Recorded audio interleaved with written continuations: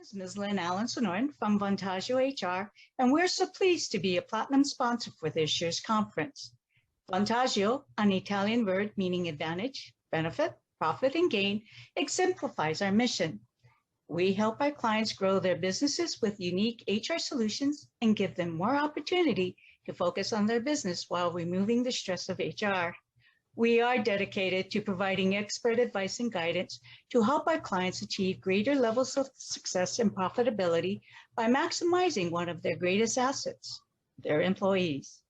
These past 18 months, our firm did a lot of work with our clients who were required to make changes in their operations due to COVID. Here in Hawaii, COVID forced many businesses to adopt and adapt to new ways of working and managing. We know quite a few businesses had employees work from home. These changes caused management to do things very differently, such as managing expectations, employee performance, communicating with and engaging their employees through the stresses caused by the pandemic. Employees also needed to learn new skills to be able to adapt to working in a new environment. I'm really looking forward to hearing from our next speaker about how he recommends navigating upskilling for the future. At this time, I'd like to introduce our speaker. Ka'ala Souza is part historian, part futurist, with a holistic view of the future. He is a public speaker, corporate trainer, and author of the book Pono, a Hawaiian-style approach to balance and well-being. Formerly part of the team at the state's Workforce Development Council focusing on upskilling, Ka'ala combines a passion for people and technology and brings a practical approach to achieving a vision of a future Hawaii. Welcome, Ka'ala. I just wanted to say hello to everybody. I'm so excited. I feel like really proud and privileged to be able to be a part of your conference. For years, always wanted to be a part and participate here. And so this is the day. I'm a little nervous and pretty excited about this though. And no matter what the presentation is though, no matter who I'm speaking to, what the topic is, I do always want to start out by saying aloha to all of you. So I want to say aloha mai kako, there to be aloha between all of us. And if you could please just go ahead and, if we were in a room, you would say aloha back. But if you could just go ahead and type in the chat, aloha, and maybe, where you're zooming in from, or what island you're on, or what company you're on, something like that. Just go ahead and drop that into the chat. Thank you very much, Loretta from Kona. Go ahead and just drop in that aloha from there. Because we're aloha mai kako. Yes, makana, so good to see you, or see your name on there at least. And wow, it's going so fast. Nu'uanu Bishop Street, zooming in from all over Kaka'ako. This is good times. No matter how far away we are from each other, physically at least, we can still be connected here. And I think that aloha does transcend that and bridge that for us. As we're still going, Nu'uanu Kailua, I am in Kailua as well. For most of the time, I'm right now in Kailua. Poipung Kauai, represent. Thank you, all of you. And if you do have your cameras available, I've told people before, if you have and you're comfortable leaving them on, super. If not, no problem. I had somebody from the continent one time at an early morning meeting, 7 o'clock, say, Ka'al, can you put your camera on? I'm like, it's 7 o'clock here in Hawaii. You don't want that camera on at all. But it was just kind of like wild. But if you have that, leave that on, it'd be great. I'm looking at I see you, Makana. Aloha, good to see you. So here we are. A couple of caveats before we get started on this. And again, very, very much an honor to be a part of what you all are doing here. Been looking forward to this. Makana and I have been talking about this. It feels like forever. The day is finally here, but a couple caveats. And the first one for me is that I'm kind of old. I realized as I was prepping for this, that I am that old. And we're talking about the future of work, upskilling, getting people ready for that future. And I realized, holy smokes, I'm old. And so I'm going to be making some old references. And for some of you, you may need to go bust out your Encyclopedia Britannica. Remember those? Or Wikipedia. And then already see, I'm making old references. But if you've had a job since 2010, you first entered into the workforce in 2010, you've been a good solid decade in the workforce. You've seen some things too, but I'm saying you've never known life without a smartphone. The iPhone came out in 2007, I think, right? And I'm so old, right, that I remember driving around looking for payphones. I look. Anybody have a quarter? I think it could have been a dime when I started looking for payphones. Like I'm that old, and so things have changed in my lifetime, and it's been fabulous to watch it. I remember my first pager. I had a pager, you know, that beep, and you felt like you were super cool, like somebody wanted to talk to you, and then I have to go look for a payphone. I remember the next level pager. If anybody's ever had this kind of pager, just put an exclamation point in the chat. It's the one that you could send text messages to way back in the day, but you would have to call like an operator, and then you would tell them what you wanted the message to be, and then they would type it in, and then you would say, and they would tell it back to you, and you get it correct. I remember trying to text message my wife one time saying, hey, listen, I was surfing too long, I forgot to pick up this and this and that, and then they would read it back to me. And in fact, I remember one operator helping me, like trying to edit. Are you sure you want to send that to your wife? Can I help you with this maybe? Because you're late. So I'm that old. The pagers have been around. Looking for this, a couple of things for me. I remember my boss first getting a cell phone, and then he gave it to me after. This was like a picture, not the exact one, but kind of a replica. It was like, I never used it because I couldn't figure out how to plug this in, how to even, but I remember his bill was like $1,000 a month at the time, and he would use it. I remember I got all these other passed down to me, the big giant Motorola you can use as a club, that Qualcomm. I just love that kind of stuff. So I am that old, but I'm not ancient. And this is like that first caveat, right? I'm old, but not ancient. I remember trying to like stay up to date with things, even when my daughter, who is in her 30s right now, was very, very young. I remember telling her about this thing that we saw come out called the iPod. and interestingly enough, it's like 20 years old, and today's the 29th, came out on the 23rd, 20 years and 6 days old, because it first came out, in October. And I remember telling her, hey, listen, there's this cool thing coming up. This is iPod. And she never heard of it. And Dad, where does the music go? Where do we put the tapes? And she couldn't figure it out. And I'm like, no, it's all digital. You put it in, but we had no digital music. This was the days of like Napster. Anybody remember Napster? Or LimeWire? I'm not condoning illegal downloading of MP3s, right? I'm not saying that at all. But I do remember, like, we had a father-daughter activity day where we downloaded our first MP3. It was Len. Don't Steal My Sunshine. But I said, hey, do you want me to buy you an iPod for Christmas? And at the time, she was like, no, you're kidding. Because like, what kid now wouldn't want that, an iPod? And what kid now, she was 12 years old at the time. What 12-year-old would not want, who does not even have, actually, most 12-year-olds now have a smartphone. This is just crazy. So first caveat is I'm kind of old, but I am not, out of it. I do try and keep up to date and see what's going on. But the second caveat for me is, as we're talking about upskilling and talking about the future of work and what skills are going to be necessary for that future, I will say this. I do think that HR professionals, you already have it. I feel like I'm preaching to the choir of people who sing way better than me. You already, your HR profession itself has all of the skills I think are necessary for success in the future of work, no matter what that future looks like. Those skills have consistently been found in all of the HR people that I've worked with before in the past. Like the highest percentage of people with what I consider future ready skills. Think about it. Solid people skills. That's what I'm going to be talking about today. You have it. The H stands for human. You know how to work with humans, and not everybody does. Solid computer skills. I was just talking to Cassie about this, right? She's running this thing. I've known Cassie for years. She sends me things. Hey, Carl, have you seen this cool new app? Have you seen this cool new website? And then she's always so far ahead. And in fact, most of the HR people that I know are very, very aware of the future trends. And probably the biggest thing is that you have the ability and the openness to learn. And you know that you need to keep learning. And for me, that is it. And so again, I'm preaching to the choir, and everybody sings better than me. This is, so those are all my little caveats as we get started on this. But again, I'm super, super excited to be here and be a part of this. Things have changed. We're going to be talking about this, this idea of upskilling, right?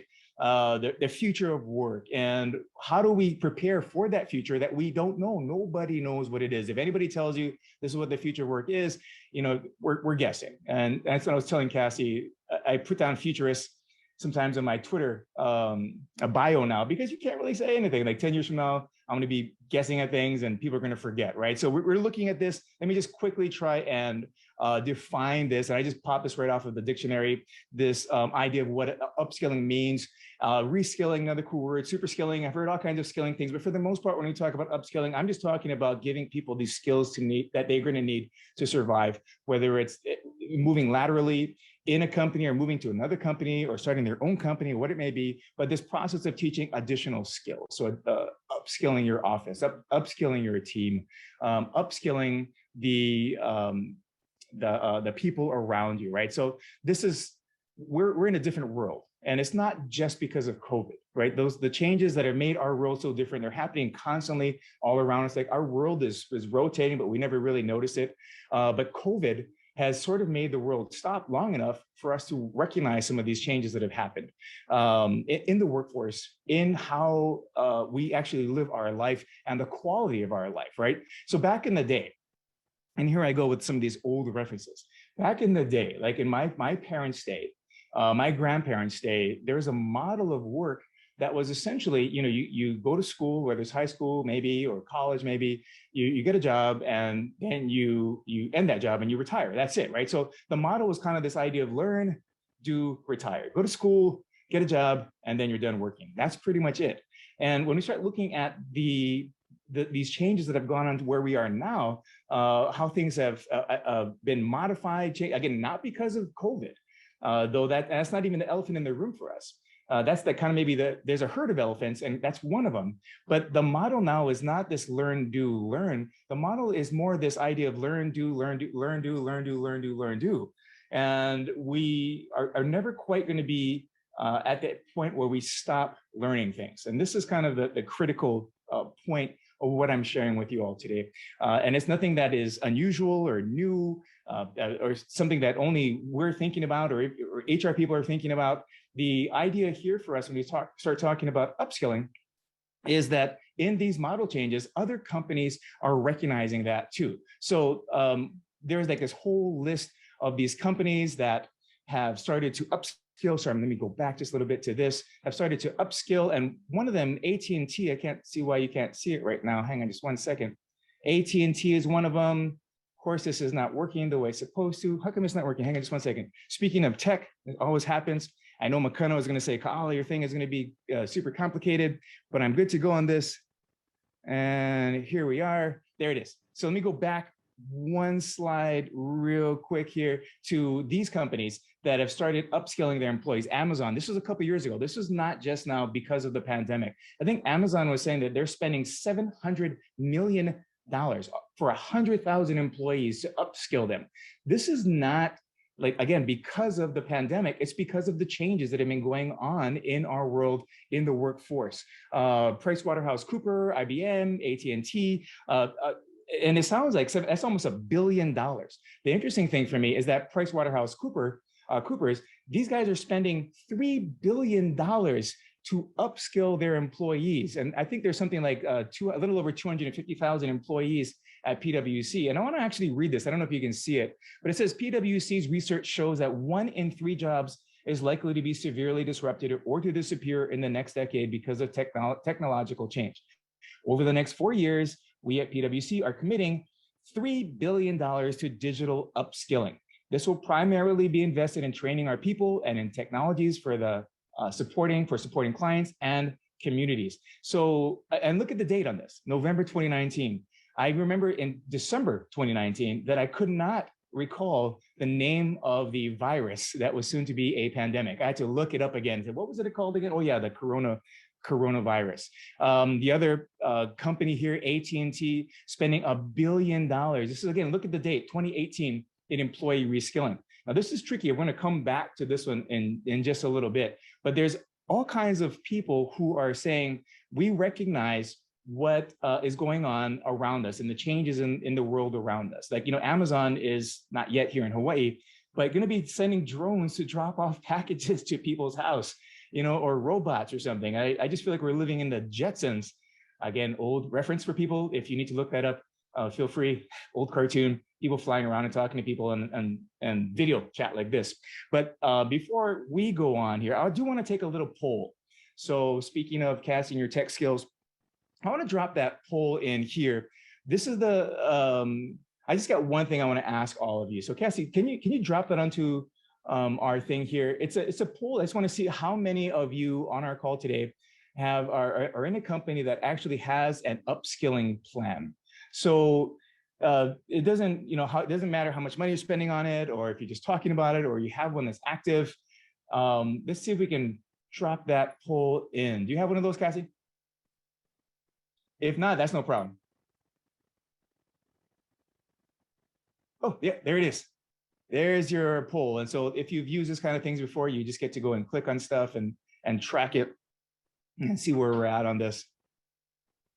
And right now I'm looking at, I don't know if you can see the results live, but it seems to be like almost an 80-20 split on this, where 20% are saying yes, and 80% then, 78, 75. We'll see if it catches up. I feel like we're watching one of those election night polls. What do we got? 56, almost everybody has been a part of this already. So we're pretty close. 70-30 is what it's kind of come out to be here. 70-30 on our poll. So if you can see that on there, this is exactly, wow, look at the math. 70% are saying no and 30% saying yes, we have an upskilling plan. And I'm not sure, this could have been a secondary poll, but one of the polls could have been like, how many of you have asked your companies to help you, or you push for an upskilling plan, knowing what's happening in the future? Again, HR professionals, to me, tend to have their fingers on the pulse of these trends, these changes, these things that are going on, not just in their company, but around the state, around the country, around the world. And probably some of you have actually said, hey, we need to have this kind of upskilling plan.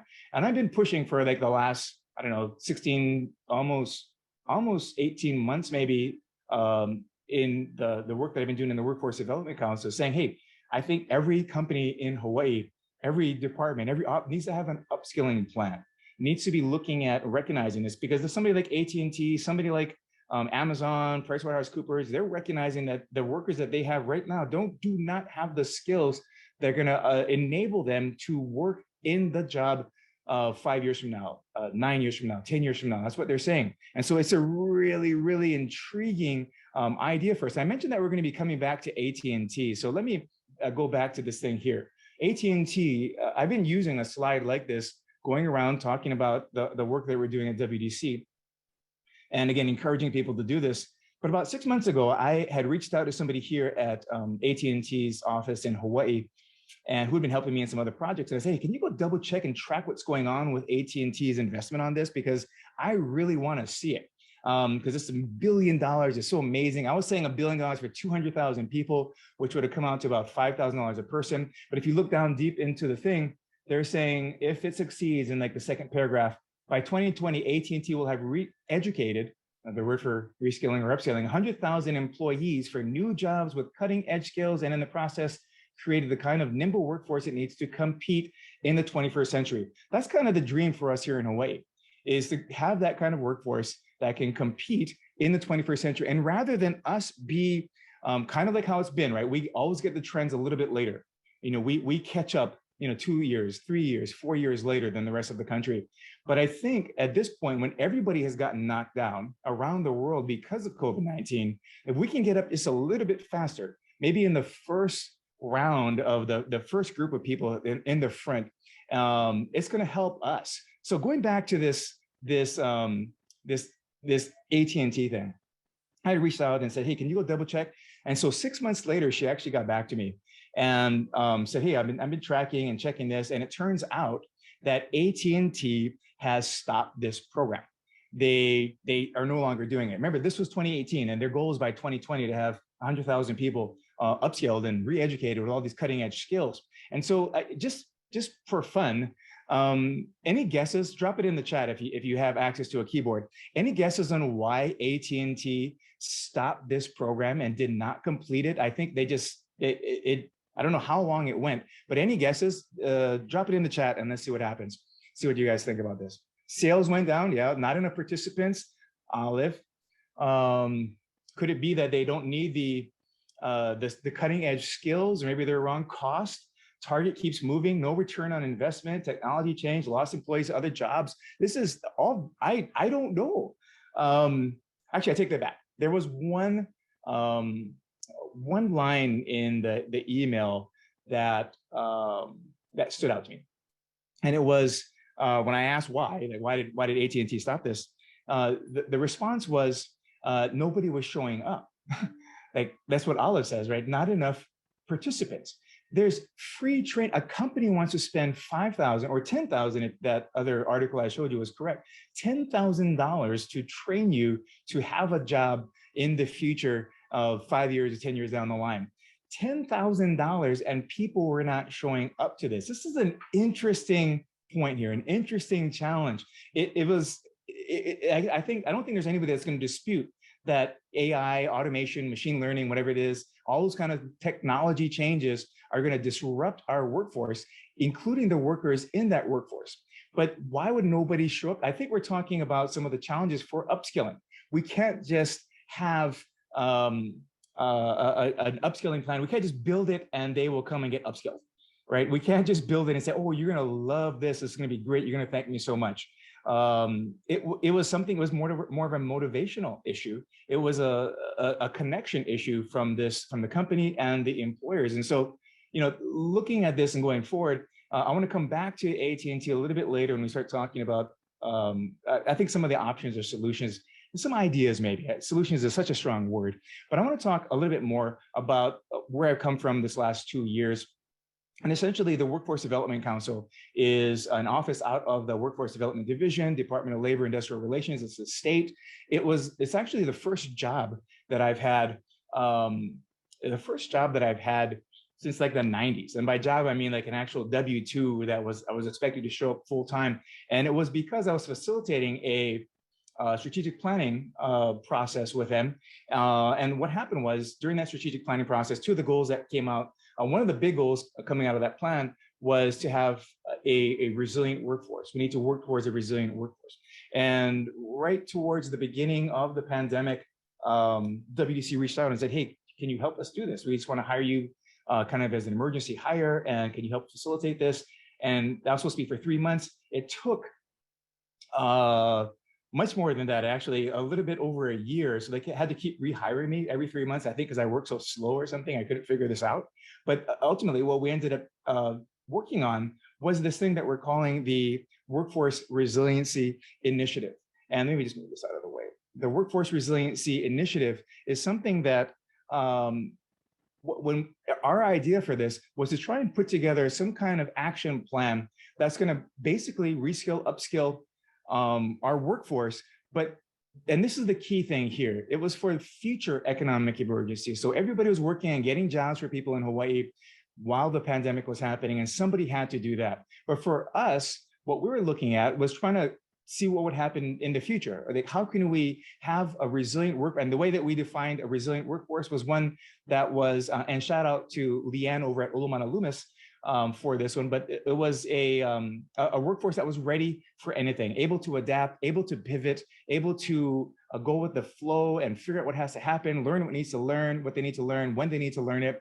And so this was what I had been and still working on since about March of 2020. And there's a little asterisk up in the corner over there. And that's for me to remind myself that I do have help that I want to ask from you. And when we start talking about, I'll get back to this towards the end of the thing, but I do need some help with this. And maybe it's something that would be beneficial for those of you who are upskilling or want to upskill too. But during this Workforce Resiliency Initiative, what we were doing was meeting with all the board members, stakeholders, people who cared about the future of Hawaii. We would ask them, what does it take for us to have a resilient workforce? And the answers were interesting to me. And a lot of people saying we need to have a diversified economy or else we can't do this. And so I went down all kinds of paths, aerospace, creative movie things, but it kept coming back to the same thing over and over again. And I think it was coming back to something that I just thought was a little bit too simple. But we were doing, we were doing things like the secondary research stuff. And and when I say secondary research, basically I'm doing Google. And what we found was that according to William Gibson, this is true. The future is not Googleable. I would type in things like, what is the future of work? Because it sounds like such a simple task, right? Such a simple thing to do. Find out what the jobs of the future are going to be, and ask what skills are going to be required for that. And then from there, from those types of jobs, then just train those jobs and train those skills. And it's not that easy to do. And in fact, the question kept popping up over and over again: how exactly are we supposed to train people for jobs that we cannot predict are going to be here, right? And it is a little, shout out to people who do CrossFit. Anybody here, CrossFitters? Anybody heard of CrossFit? There's that old classic joke, right? Like, how do you know somebody does CrossFit? Just wait 5 minutes, and then they'll tell you because you're so excited about it. And with good reason, because many people, they get into this, it's a workout plan that for many people, this is the best shape they've ever been. But CrossFit started way back in the day. And I first heard about it back in 2006. But it started mostly for first responders, firefighters, police officers, military, Navy SEALs, that kind of group that had to be ready for anything, right? So they would go into a situation with no idea what was going to happen when they walked their front door. And it kind of like where we are now, right? Going forward into the future with no idea what was going to happen. And so when we start talking about how do we prepare our workforce for the unknown and unknowable future, it's very CrossFitty to me. And so CrossFit people would always don't just do one type of workout. So they don't just run, or they don't just do cardio, or they don't just lift weights. They do all of the above in a way that makes them sort of jack of all trades. And at the very highest levels, they're competing at the very highest levels. So they would be ready for some of the workouts actually that would happen. You go to a CrossFit gym and they have these things called WODs, the workout of the day. But you don't know what the workout is going to be. You don't know if you should bring shoes or a swimming, a bathing suit, and people like that kind of stuff. CrossFit people love this, and this is like an actual example of a CrossFit shirt. Where somebody says, "I have no idea what's going to happen," and I love it. Said every single CrossFit person I've ever talked to. Right? They just love this idea of the unknown and the unknowable. And so when we start going back to this idea of how do we prepare our workforce for the unknown and the unknowable? Again, we just kept coming back to these two things from the stakeholders, from people that we interviewed, focus groups, two things where people are saying, we need a workforce that has these two elements. Actually, it was three. Some people were saying things like, we need a workforce that has people that show up, number one. But I kind of just, skip that. Please show up. Maybe show up with a good attitude too, not just a terrible attitude.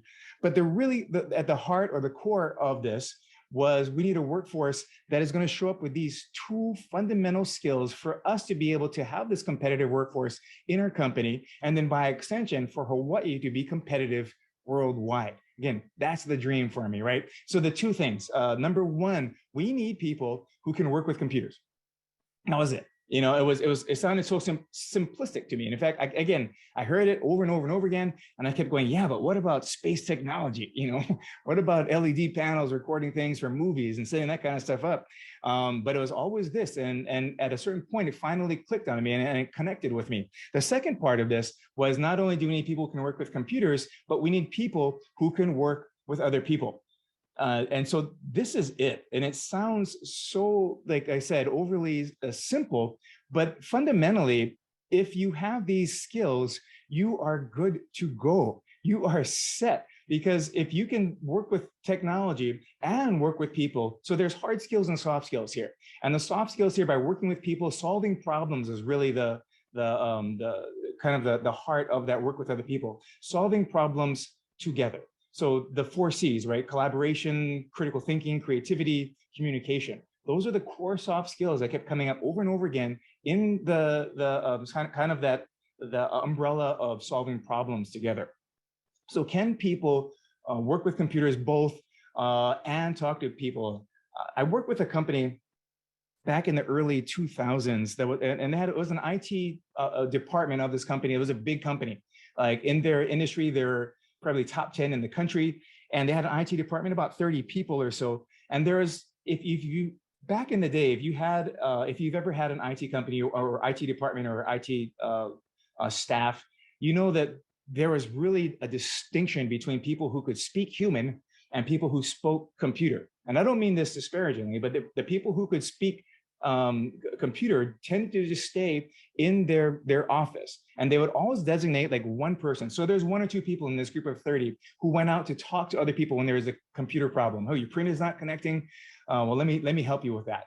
And it was always this distinction. But now, again, looking back at this idea of the people who can do both, this is the big deal. Like there is that one person out of 30 who could speak both intelligently to tech people and to non-tech people, was able to bridge these gaps. I was speaking to Kelly Ueoka.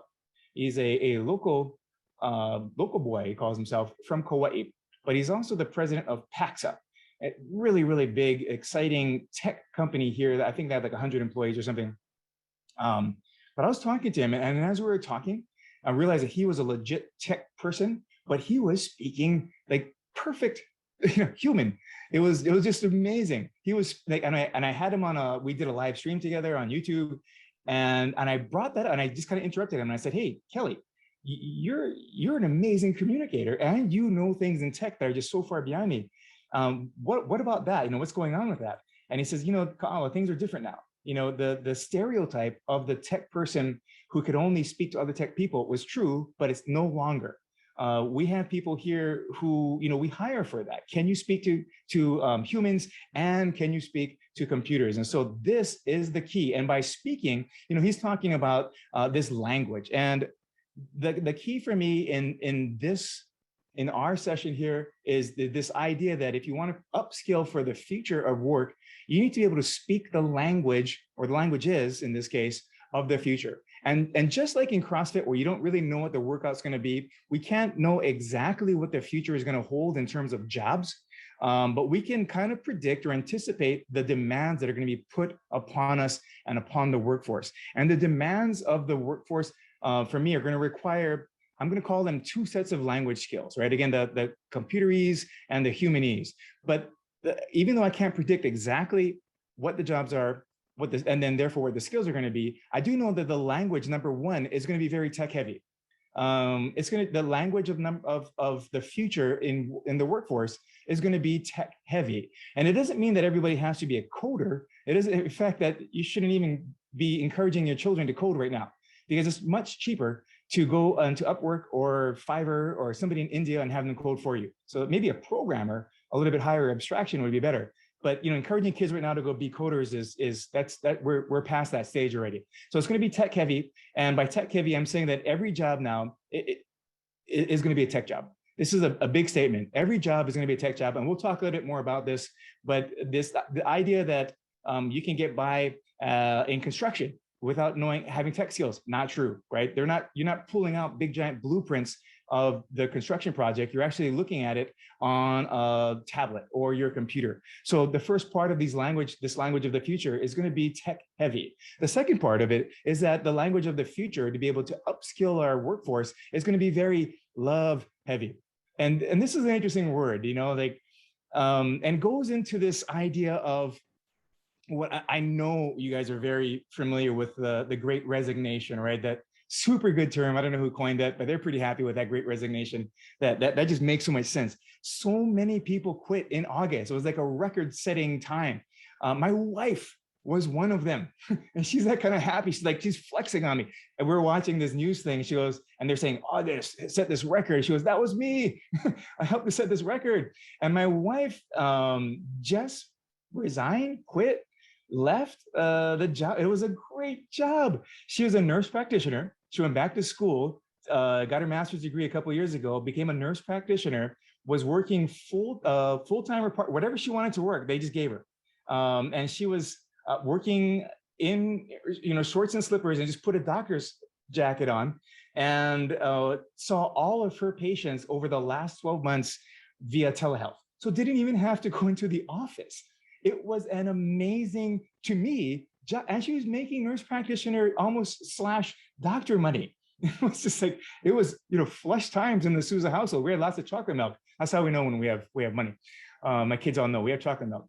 But she left the job, and I'm gonna come back to that when we start talking about this, this language and the love heavy part. But there's a reason why that people left, right? And when I say love, I'm talking about this idea of care, of respect. It sounds kind of funny, maybe love is an uncomfortable word for people, but I saw a news article, and I was asking them, and I'm super interested in it. They were saying, like, why are people leaving the workforce? What is setting all these things? Why are people looking for new jobs? And again, going back to what Gallup says, Gallup is saying at any given time, and 50% of your workforce, of your employees, are looking for another job. They're ready to go. If somebody pops up a better offer, they're gone. That's like half of the workforce.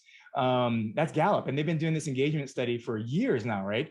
Their whole, unengaged, disengaged, actively disengaged kind of thing.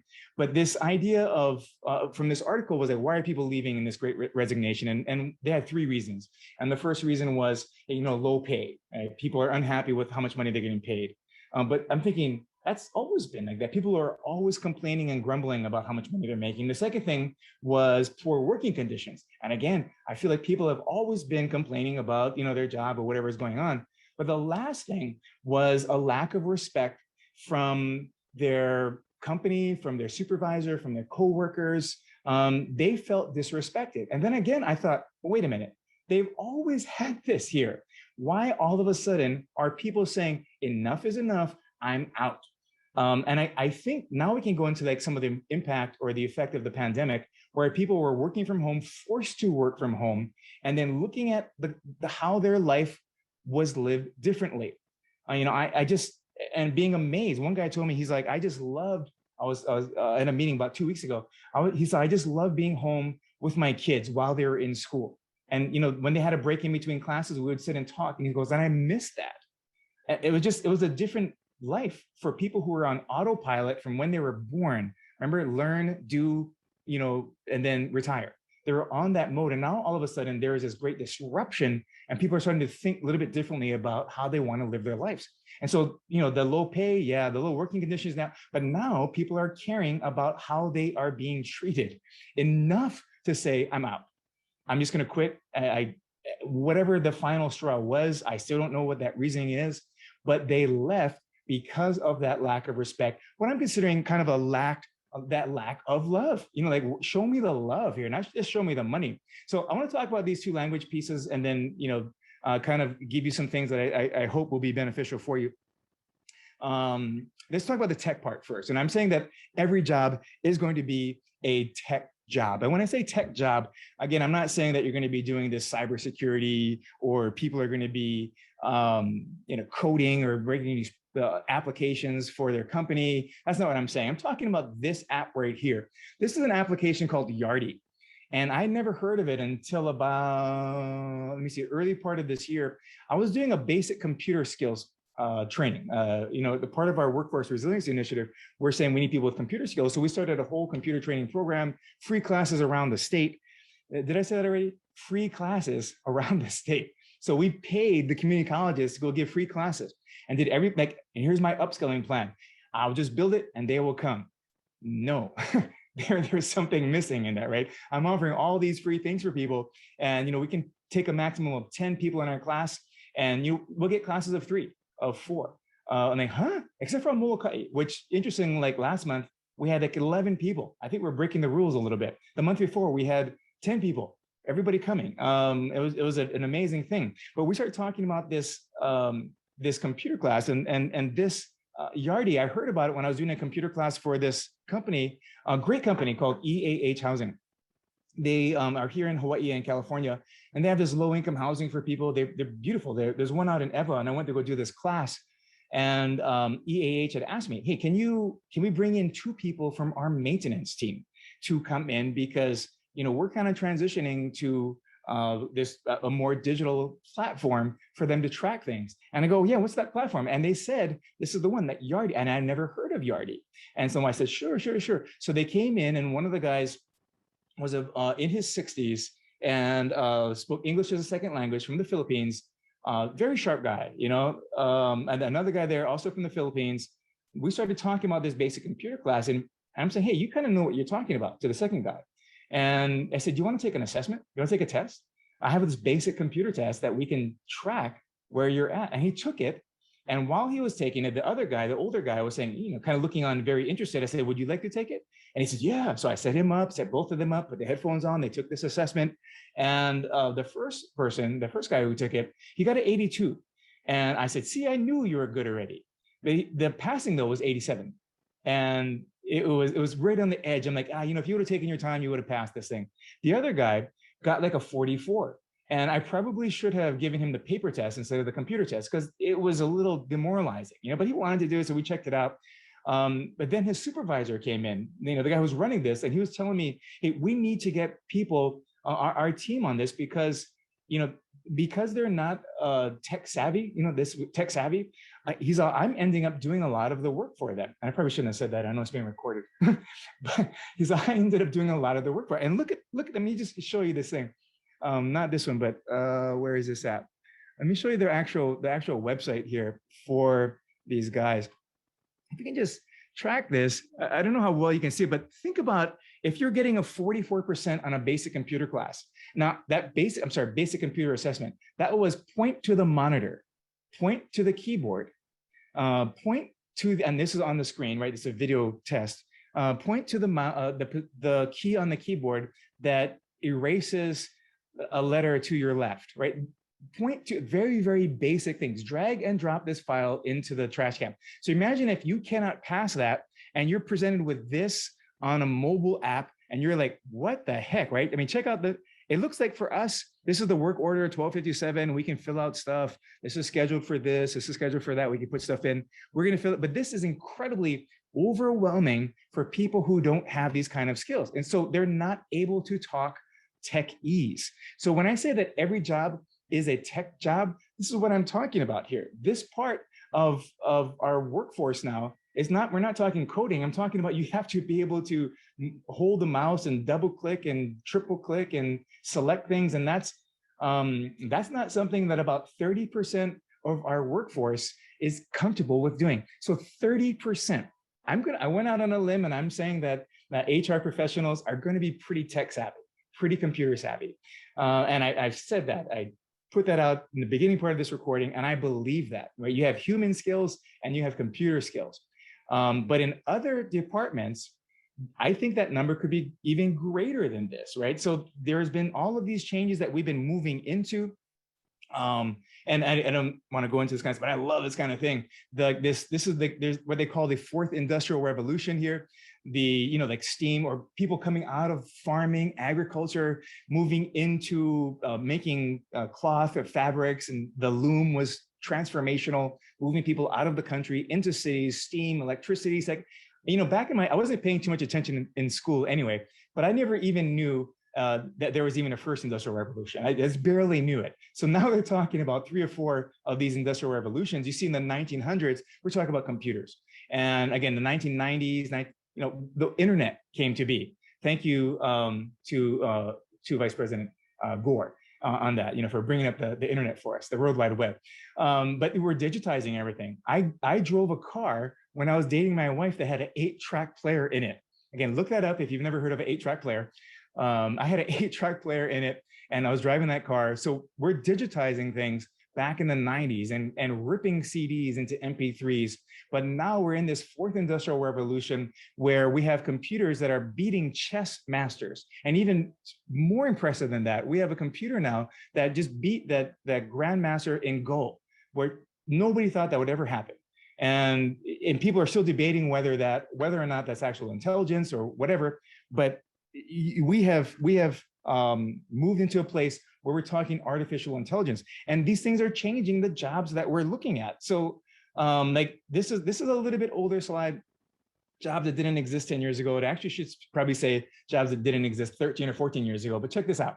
Here's a list of jobs that who would have even known to apply for. How do you prepare for this? Being a social media manager, app developer, maybe you were a programmer before, but some of the people who were programmers before, they're doing COBOL, right? So, the JavaScript is this front end thing that everybody's doing or whatever it is. Podcast producer, not a podcast host, but you're the one you're Jamie on that big giant Joe Rogan podcast.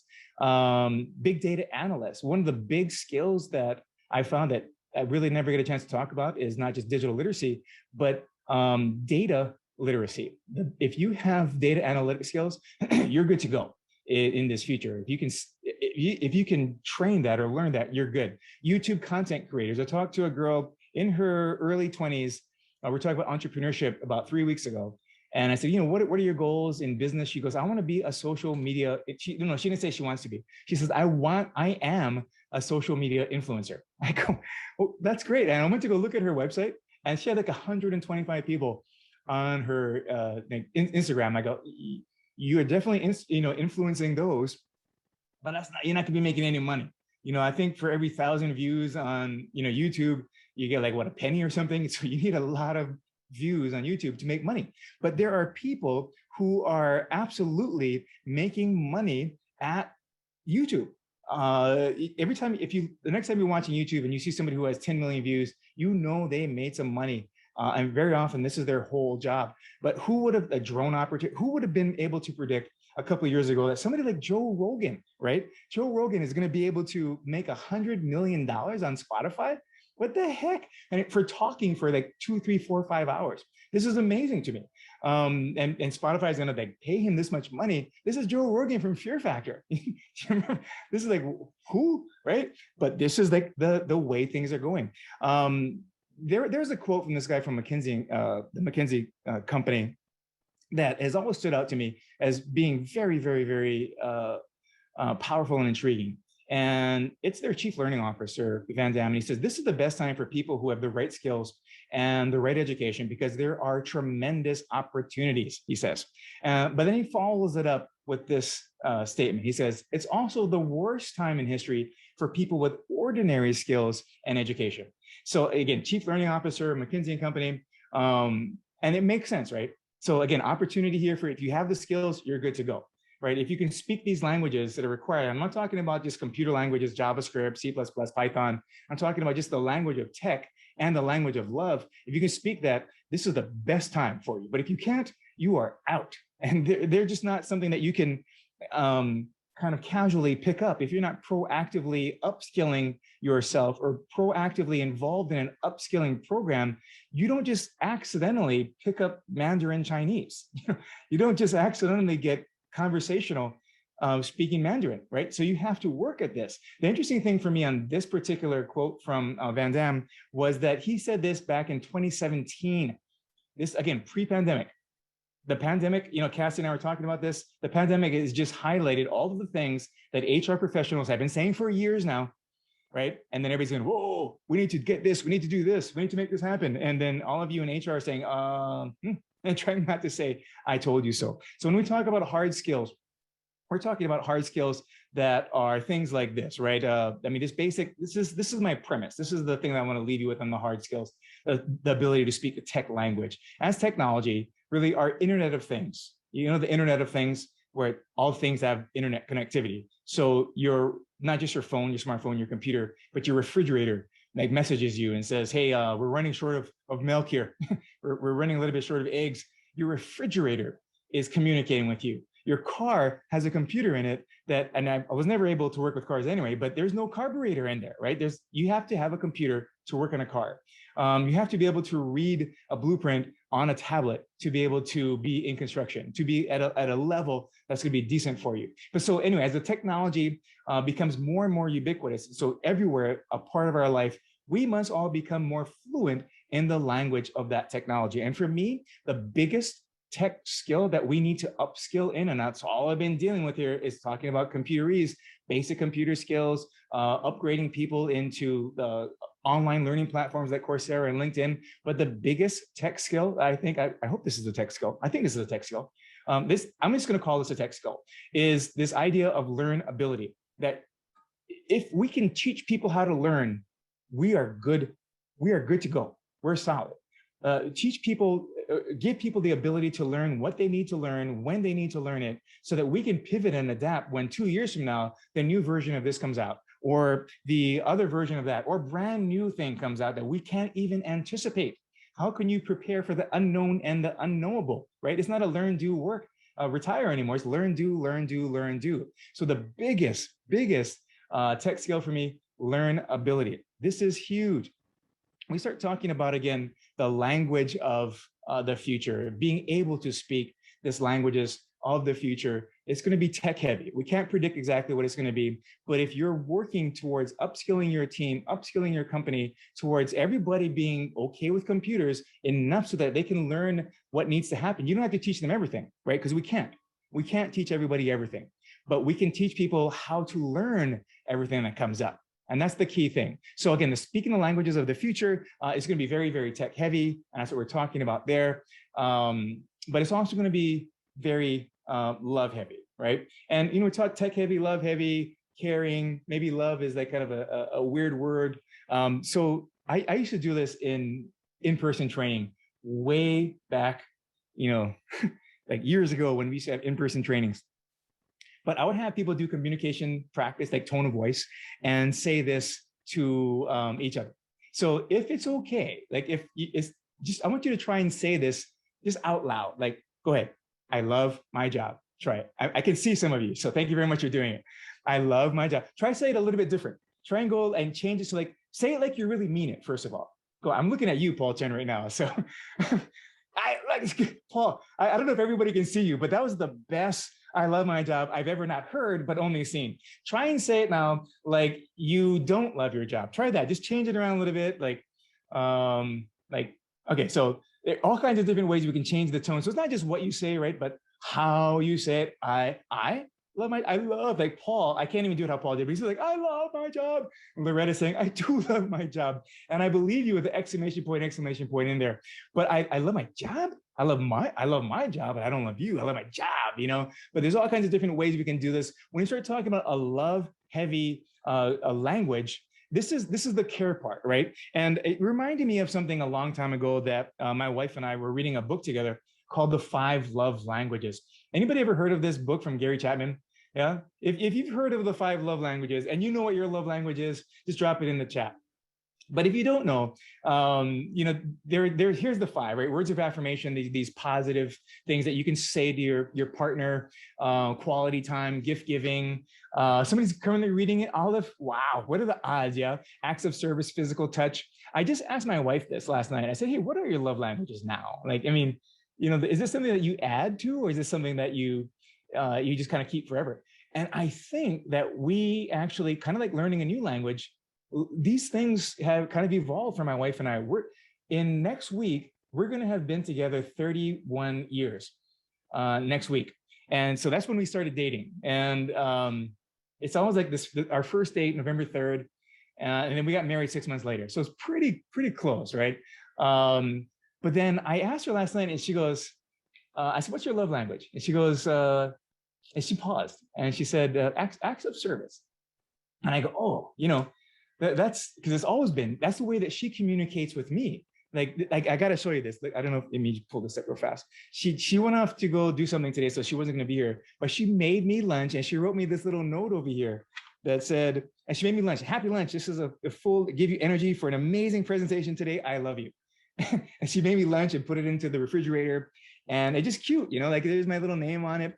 And so she made me, she did this act of service for me, made me this lunch, this great sandwich. And then she went and gave me this note, this words of affirmation, and combined this. And then she's saying that it's both now, because it used to be gift giving for her too. Like she would give me gifts or she would want me to give her gifts. And I didn't grow up in a family that did gift giving. So for birthdays and Christmas, I got $20. And my grandparents were like, and I didn't mind it, like I'll take $20, and then it got, $25, $50.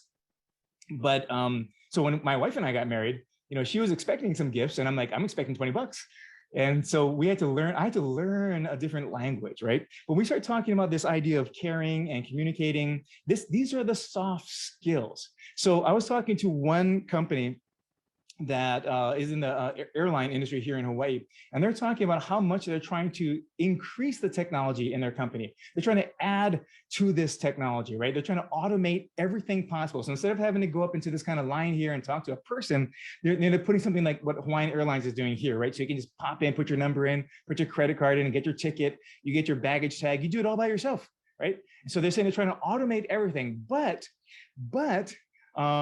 if there's a problem, they want people who have the ability to communicate with the customer. So they want people who have an ability to communicate care, who can solve a problem collaboratively. This is huge, right? So we're looking at like soft skills in this part as technology becomes more pervasive everywhere. We must become more fluent in the language of love. And I'm running out of time here a little bit, so I'm gonna share a little bit about why that great resignation happened. And I think what you can do to, get to the point where if you have an upskilling plan, you can communicate this love, this aloha, this care in a way that's going to get people to participate. And this is my wife, this is Lisa. And this is one of the patients this is not the job that she resigned from. This was when she was in Papua New Guinea a few years back. She had volunteered, I don't even know if she was getting paid for this, but she had volunteered to go to do a free open heart surgery. So she's an ICU nurse at the time and was connected with a group out of Australia. And she's just the best. My wife is just the best nurse. She'd got a whole bunch of these little toys and gifts because she knew there were going to be kids there. And you can kind of see the scar in this young child on her chest, because this is after she had come out of this, after she'd recovered. But my wife went down one night and gave all these little gifts and sunglasses and they kind of ho'okupu, right? It's the Hawaiian way that we do things. But she went and gave all these things to people. She told me later she was so scared because she was so many kids. She was hoping that she wouldn't run out because she thought that she kept looking into the bag and giving it to all these things to each kid. But there was just enough, amazing, pretty miraculous, just enough for each child to have one. But this is not the job that she quit. This is not the job that she left. She left a job, like I said, that was paying a heck of a lot of money. You could work from home in her shorts and in a doctor outfit. But these are the things that were kind of missing from her. Let me go back to this. These are the things that were kind of missing. 3 things, and it really gets into the heart of motivation and the heart of this language that is love. It's this lack of purpose. When people don't have purpose in the job that they do, it creates this void that does what Gallup does, where they have 50% of people ready to leave. So these 3 things: a lack of purpose, a limited autonomy, and no opportunity for mastery. There's a great book out by Daniel Pink called Drive, and he talks about each of these 3 things. But this purpose here, if I don't have purpose in my job, I'm looking for another job. Autonomy is this freedom to make my own decisions. Again, this is what people are looking for now. This is what the pandemic has revealed to people that they want. The opportunity for mastery is the opportunity to increase my skills, to move forward, to grow, to get better at something. And if you can give people that, you are set. These 3 words right here, purpose, autonomy, and mastery, are part of what I'm considering this love-heavy language of the future. If our companies can communicate this way, we're good to go. People may leave, but it's not going to be something that they're going to leave because they have to go someplace else, but they're still going to love us. The Workforce Resiliency Initiative. Let me go into this thing here. I said that I had an ask, and I have like 1 minute or so to ask you on this.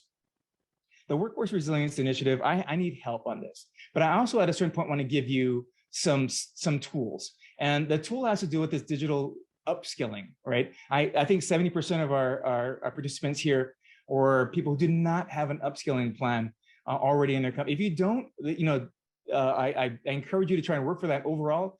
But and if you don't, I do at least encourage you to work to help digitally help people speak computer ease a little bit more. So what we're doing is I've been working with all these companies here to give these companies an option to help assess their employees and to provide a curriculum for them to upskill themselves. And so I'm going to put in the chat right after this is done, this link that we have that I can create a custom link for you. Like, so Zippy's just rolled this out at the beginning of October and Outrigger Hotels.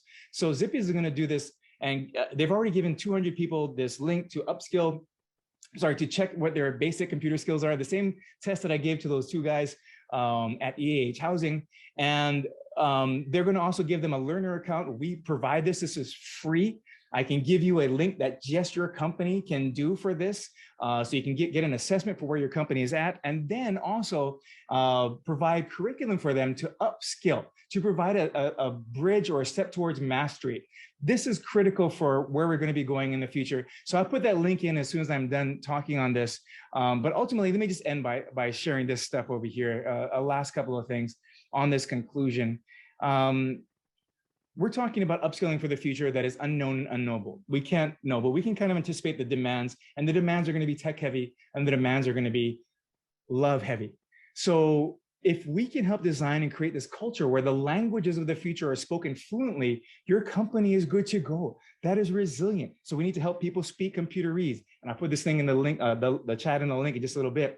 We need to help people to be able to develop these soft skills that we've all been talking about for years and years and years, but only now has the world stood still long enough for us to be able to see how vital and necessary these things are as technology becomes ever-present, ubiquitous. So if you speak fluent computerese and you're able to speak love, you're multilingual here. You're not going to have to fear the future. And in fact, you can look forward to it. You can embrace it. Thank you very much. I've gone a little bit long. I'm going to be proud, but thank you for the opportunity to be here with you all.